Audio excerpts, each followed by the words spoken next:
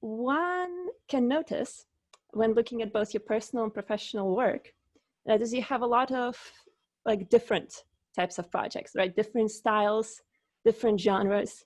Is there a particular style or maybe type of character development that you particularly prefer? Maybe it gives the appearance that there's that variety, but I think maybe I'm a little bit extremist. Like I like both extremes. I like really cute stuff or the really dark stuff. So I think it's almost like the salty and sugary kind of vibes, where I feel like whenever I spend some time working on cute stuff, then I start to crave doing the darker stuff. So I feel like I've been ping-ponging throughout my career back and forth. Is it different for you? Yeah, for sure. And I think exercises different muscles, I think, in my mind. Like one is more character design principles and shapes and stuff, and that's still important on the other stuff. But I feel like the creature stuff uses a lot more of the like biology and zoology and kind of more like real life, like reference, which is also cool. As a kid, I always enjoyed like nature documentaries and stuff. So it's almost like just a different diet or a different flavor, but they overlap. I like both. Yeah. Do you do a lot of anatomy research, like looking at anatomy books and so on? Yeah. I mean, I feel like I pay attention to that stuff normally, but then if the project calls for it, then I will go and research that particular animal that I'm referencing or group of animals and look at more detailed anatomy stuff and absorb that and then put it in the work. Yeah. How does that work for you? Do you decide first on what animal will this creature be based on and research that? Or is it case by case basis?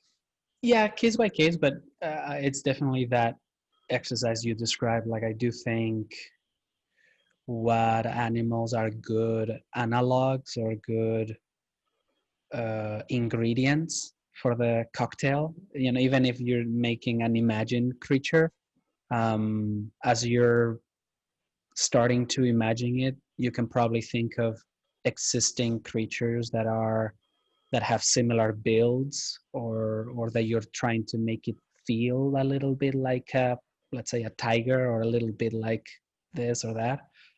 And then I'll go and kind of soak up and refresh my references of those animals. But again, this would be mostly for the creature stuff. The character design stuff, I feel like it's more kind of cartoony shape, language, and kind of finding the appeal and stuff. But and that's maybe more references of looking at stuff that I like that other people have done, and absorbing things from other artists or from. I mean, that's inevitable. I feel like that happens just by exposure. But the research part, yeah, I'll do that based on the decision of what animals this creature should feel like or be based on, or yeah. And what would you say are the artists that influence you? Or maybe uh, some artists that influenced you maybe the most? I don't know, there's tons of them. Recently I've started to do a little more sculpting, like digital sculpting. Before, my background was more just 2D. So in the last little while, I've been looking at a lot of digital sculptors or traditional sculptors. And in that regard, like lately, I've been looking at on Instagram, for instance, a lot of Gio Nakpil, I think is the last name. He's a digital sculptor, really, really awesome stuff. Simon Lee is a famous traditional sculptor using clay. I also look at that, but yeah, the list would be super long.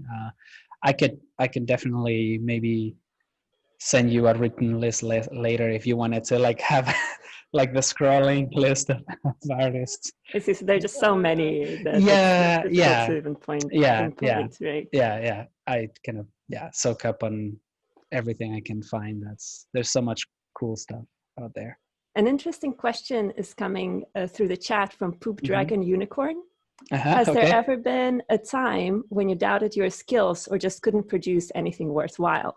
If so, how did you overcome this? I feel like there's a little bit of that all the time. I don't think that goes away. I feel like the kind of the dangling carrot situation of where you would want your skills to be and where they are, just by the nature of it, it's always a little bit ahead of you, because you look at stuff that's out there and you're able to imagine stuff that's a slightly higher level than what you can produce, I think, at any given moment. Right, like you always could be better. Yeah, you could always imagine, it's not coming out exactly how I'm imagining or whatever. So I think I've just come to accept that that predicament and almost embrace it and understand that it's just like this kind of dangling carrot situation that keeps you going forward. So I feel like accepting that level of frustration is just healthy.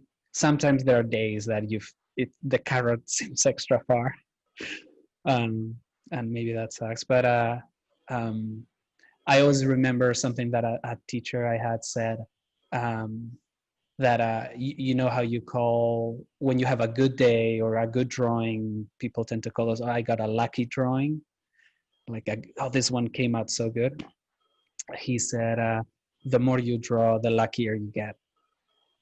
And basically that just means that you're having a bad day where the carrot seems extra far, just do a few more doodles, keep drawing, and it'll fluctuate and you'll get closer to it. I think it's nice to see, like, you're, like, one could say that you're like very high in your skill level, or like you worked on a lot of projects, and sure, at least to my eyes, your art looks amazing.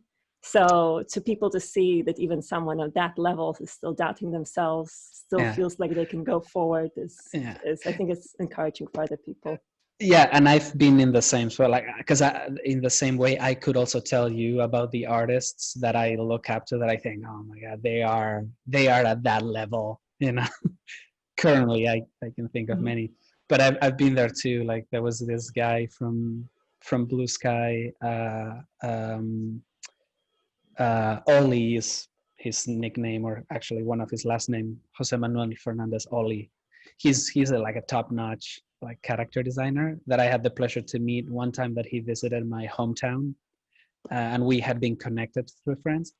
So I met with him and I asked him I kind of geeked out and asked him a bunch of questions.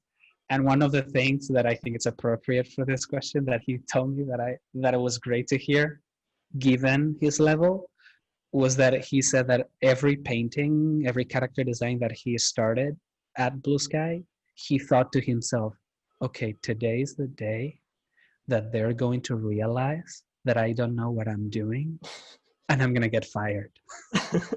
So it's like an imposter syndrome. Yeah, the imposter syndrome. And as you said, like, I also thought, oh, if he thinks that, oh, then it's comforting that, you know, everyone thinks that at any level. So that's all relative. So it doesn't matter. Yeah. And that's your work as an artist. But what about the more character and art directing? What does that entail? How does that work for you? Yeah. I think I know where you're getting at, which even character art direction, it's still more on the art side, which I've done a little bit, like for Animation Mentor or La Noria, the horror short film. That was still more on the purely the art side, like proposing some designs, but then also providing art direction and feedback about how they get modeled and how they get rigged for the deformations, how they get texture. But correct me if I'm wrong, you were also kind of hinting at the kind of the character development stuff that it's... Well, I was actually wondering about all of it. Okay, yeah. because there is, and forgive me that I So are those two even I different get things? Yeah. yeah, I feel like I was surprised to find myself at some point, especially with Anki. I think this happened at Anki for the first time, where the input that I was giving wasn't necessarily only about the look of the character or the character design or the character art direction. It started to be a little bit about the development of the character as an entity, like who is the character and the character personality. And that's kind of what gave way to the character lead position and eventually like character director position, which was a lot more about being the advocate for the character and who the character was in ways besides the aesthetics, like behavior and personality. And that's just something I think that has been the result of chance and getting into tech and like robots and creating characters from scratch that maybe don't belong in a movie necessarily, where there is a script that says exactly what they do, and it's a little more free form. So do I understand right? Mhm. The character director kind of decides what the character is going to be like. What are their likes, dislikes, how they talk, how they act, things like Yeah, that. yeah, it is. Yeah, it's a little broader, and then you're almost just there to be like I guess extra sensitive to that stuff, so that in the meeting room when there are different ideas being suggested, you can maybe spot the one that feels more like the character that as a team has been agreed upon, that that's who the character is.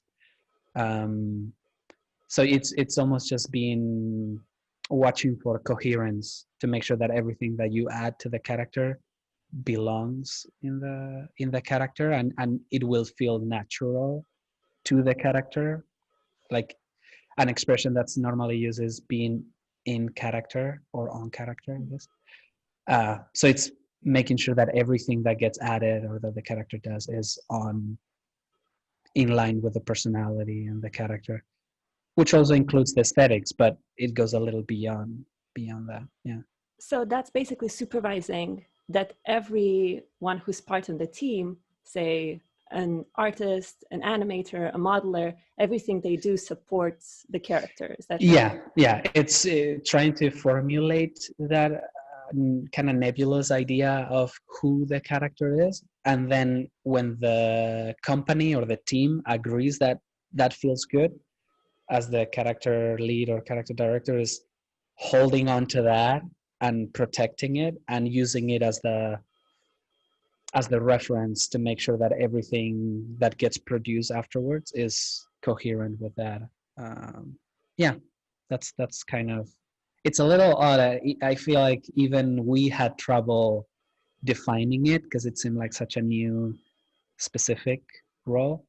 Right, on that specific project. On that specific project, but I Mm-hmm. feel like even like when I worked at Disney Imagineering, it was also, even though it was consulting, kind of advising, it was also a similar type of job or role, kind of being that like personality or character uh, watchdog or police, to make sure that that a way of explaining it is if we were creating, let's say, you as a virtual character or as a robot or whatever, Daria, and Daria is a certain way. Anyone that knows you, if you did something weird, they would notice. They would be like, oh, that I know Daria, and that's not like Daria to do or say, or that didn't feel like her. What, is she cleaning her room? That doesn't look like Daria. Yeah, exactly. Not at all.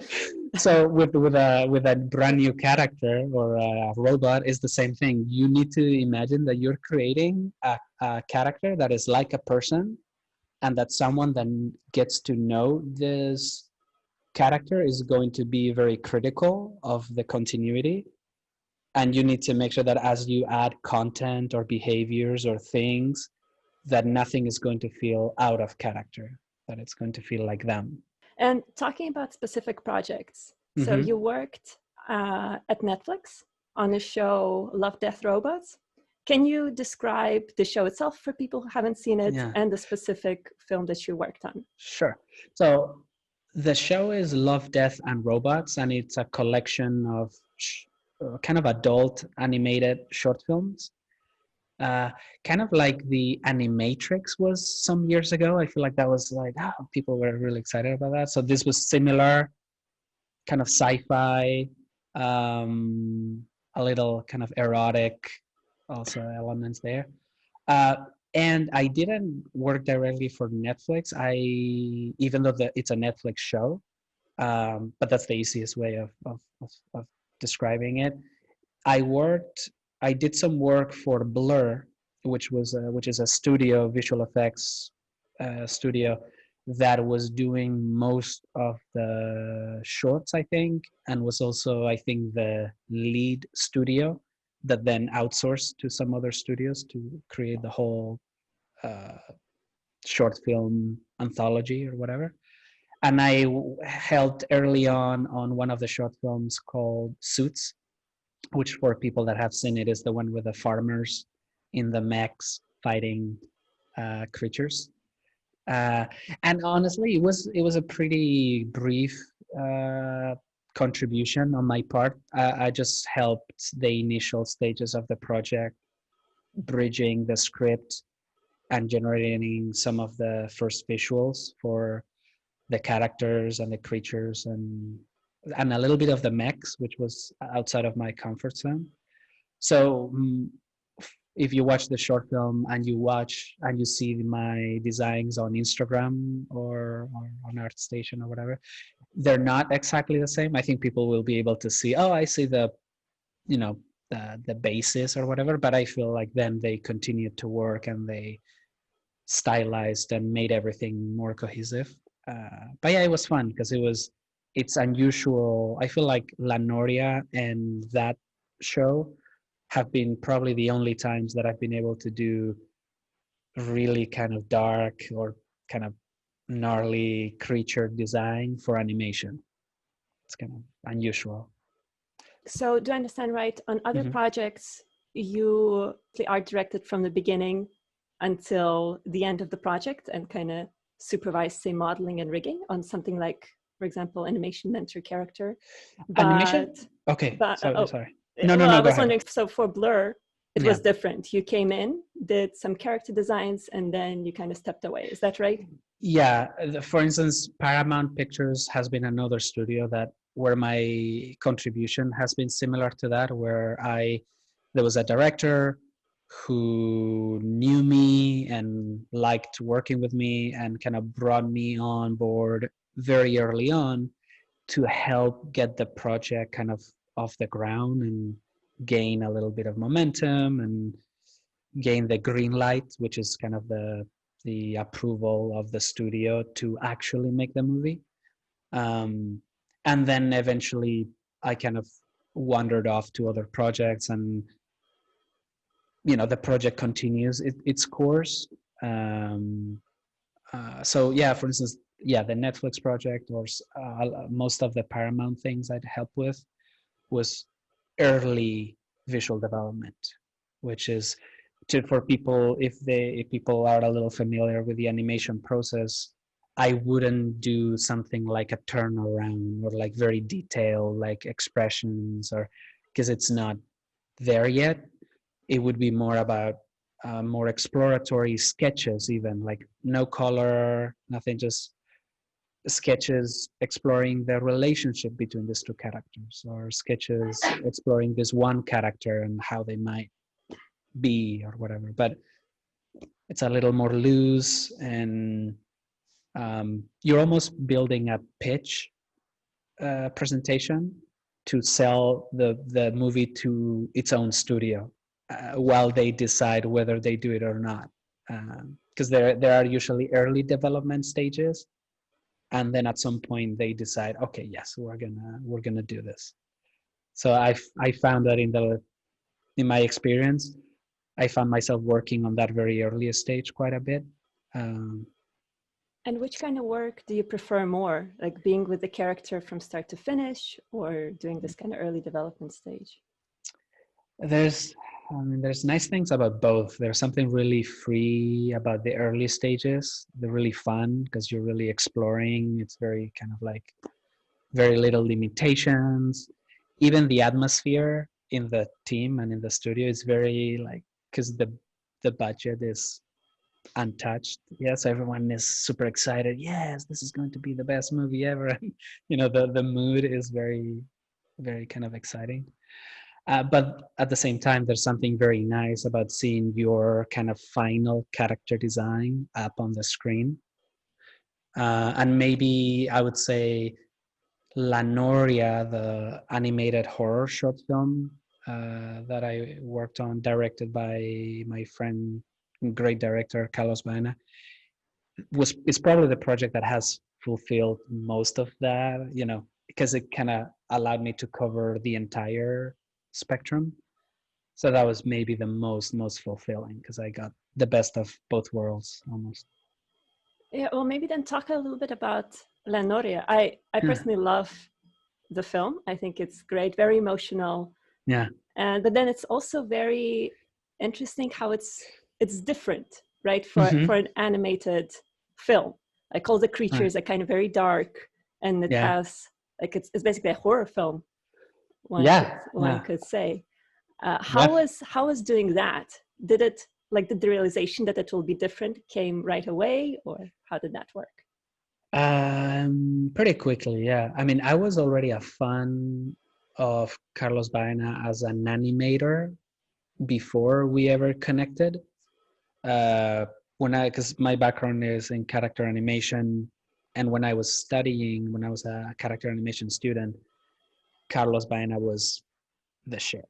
He was the guy, like in my mind, also because of his trajectory. Like he was born in the Canary Islands and grew up in Madrid.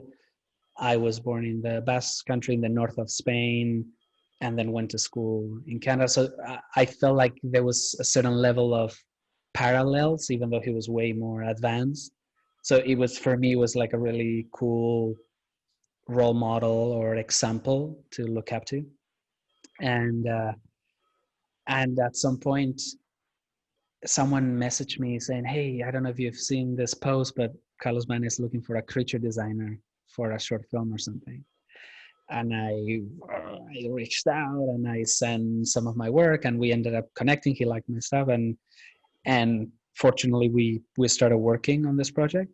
And pretty quickly, I feel like I was holding back a little bit on how dark the creatures could be. And he very quickly was kind of pushing me the other direction, like to go all out. And that had never happened to me before. I was always a little too dark, a little too, So when he kind of pushed me the other direction, and we ended up making this short film with these creatures. And for anyone that hasn't seen it, I'd recommend to check it out on Vimeo or YouTube, La Noria. It was pretty quickly. I felt like, yeah, this is different. This is unique. And there's definitely kind of a juxtaposition in how the main character of a little boy looks like, because he's more of your classic kind of Pixar style film character. But then the creatures come in and they all look like something from Guillermo del Toro's. Yeah. Wow. Thank you. I'll take that compliment. I like that universe, that style. That's something, if I ever get to work for him or a project produced by him, that also would be wink wink if anyone's but yeah, Guillermo del Toro always watches these streams. Yeah, hey, you never know. Yeah, I mean, Carlos, for those that don't know, he actually was a Pixar animator for many years. So I think he also had a little bit of that in him. And I think he was looking to create that contrast between the frailty and the kind of the appeal, the sad kind of tragic appeal of the kid. And then the creatures being, the stuff of nightmares. And after, or kind of during La Noria, you joined Anki, Mm-hmm. right? Was that your first time working on a physical product?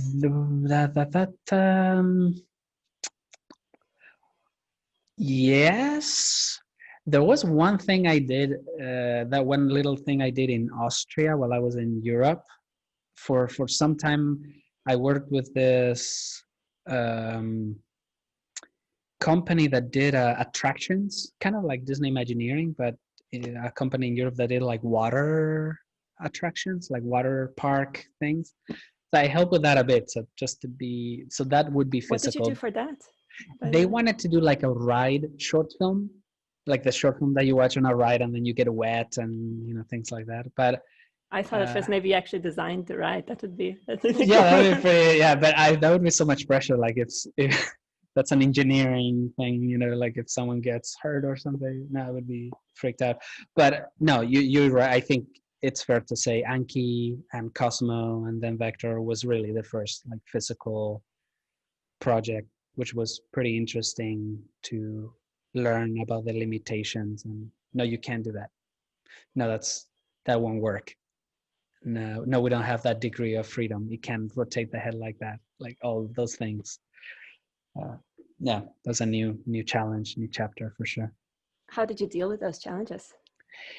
It was fun in a way because I feel like constraints always bring about interesting solutions and interesting ideas. And I feel like as a team, we did, like I'm really proud of the work that we all did at Anki. Like given the limitations that we had, I feel like we squeezed so much character and personality out of that form factor and those limitations. So yeah, it was I hold no kind of grudge against the limitations. I think it was exciting, challenging, and fun. Yeah. Mm-hmm. And after that, you worked again for Paramount and then for Disney Imagineering. Can you say anything about your work at those places? Yeah, Paramount I had worked for before. Like it was actually, I was kind of going back to Paramount, I feel, because Carlos Baena, whom we've mentioned before, was there. And he's kind of brought me to a number of projects that he's worked on because we developed a very nice creative like working relationship. And that was again kind of early visual development on a movie that has been announced called The Tigers Apprentice, which is based on a novel. And that was interesting. There was some for people that are familiar with the novel, there is an element of magic and also some elements of darkness in it too, which was fun to explore. But then, this opportunity with Disney Imagineering popped up. And then by that time, I was actually physically in LA, which was interesting to be able to go and meet them and stuff. And that's a super interesting company because they are all about the magic and the experience, right? Like that's their bread and butter, that's their DNA. So it was really cool to help them out and collaborate with them. And that I can't talk too much about that one, but it was working on some kind of ride element, some section of the park that had some character personality elements to it, and it was super interesting. I've kept some good friendships, some good contacts of really creative people, and but that kind of overlapped a little bit with the Google job that I'm doing right now, and at some point it became too much. I couldn't keep doing both. Oh, so you did both of them at first? Yes. Which for a bit was okay because they were both sort of like part-time-ish.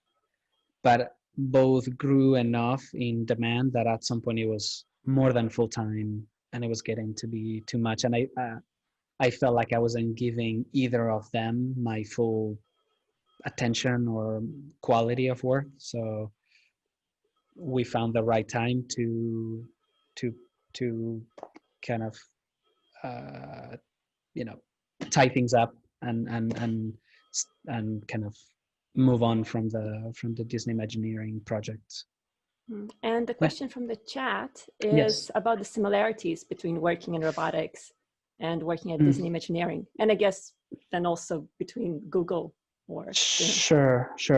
I guess between Anki and Disney Imagineering, the main difference is that Disney Imagineering has a little more, not a ton, but it has a little more of a known environment where the things are going to go into, which is the park. They know the park, they control the park, they know where things go. So they have things, or they can even install things in the park to gain information, like in terms of like gaining information of the environment, or how many people are there at the time and what to do if there's a crowd here. Like it's more of a controlled environment, even though it's still very hard. Whereas Anki, the robots were going to be sold and go into people's homes, and there was no way for Anki to predict the scenarios. So how would people interact with them? How would people interact? Where would people be placing the robot? A tabletop on the ground? So I think that posed different challenges for the engineers mostly, but I feel also for the character a little bit, because maybe on the parks they might decide, no, this thing is going to go at this height, period. And then the average height of people and maybe the average height of kids, so you can maybe have certain behaviors that you think are going to land a little better or whatever. But with Anki, not knowing where the robot was going to be put on the ground, on a tabletop or whatever, there were just more question marks. So I feel like we had to be a little, I don't know, come up with tricks and solutions, and both are challenging. Go ahead. I was wondering if there's a lot of room for actual character design when working on theme parks, because it seems like people will interact with the character only for very briefly, right? Or maybe no. But I think that's just a different flavor, I guess, of interaction or type of interaction, because they're thinking about, even when they have the people in the suits walking, the character actors walking around the park, sometimes they'll perform something for a single person or a small group, but really they're animating the entire park with their presence, like going around. So it's almost like just a different mindset, which there's a science to it, that they have a lot of knowledge and a lot of vocabulary that I had to kind of learn of how they think about flow of people and how they manage that to try to keep the park as exciting for everyone. And it's crazy. How is working for you right now during coronavirus times? Well, I feel really, really fortunate. I can't complain in any way, because for me, the Google job was remote from the beginning, even before the pandemic hit. So nothing really changed for me, other than the lockdown, same as everyone. But I was still able to work. So that has been really, really fortunate. And I don't take it for granted, because I know there's many people that the pandemic has been a lot harsher for professionally. Interesting question. Let's make it the last question. Do you think the animation industry will deviate from childish topics and do more serious topics that relate more towards older adults? I mean, I think part of the industry maybe could be said that it was kind of childish. I do think that like a lot of Pixar films actually do have a lot of like content in there for the adult viewer to take in that maybe the younger kids won't register, but that's harder to do and maybe fewer studios do it. I think this is a conception we have about living in the United States and seeing animation that comes from United States. Yeah. A lot of European, say, animation, especially from, say 20 years ago, a lot of it is kind of adult. Yeah, and facing with adult topics. And Japan, for instance, I don't think they even have this conception. I mean, go back to, the big, not like all the Miyazaki films. Like some of them are like crazy adult and dramatic, and like the big ones, Akira, like Ghost in the Shell, the famous ones that made it, were also like extremely adult. But hopefully, yes, that in the US also animation stops being seen as a genre oriented to kids and more just as a medium that could touch on any genre and any kind of topic. But hopefully more and more of that just has to happen for people to warm up to watching animation and not expecting it to be for kids. Yes. Mm-hmm. And let me read the closing comments. Wanted to say thanks to both of you. Inspiring talk. Super jealous of the projects you worked on. In my opinion, La Noria and Love, Death, Robots help push the animation genre forward and showcase what animation can really do. Nice. Thank you for those kind words. I'm happy to have had a small part on any of those. Yeah.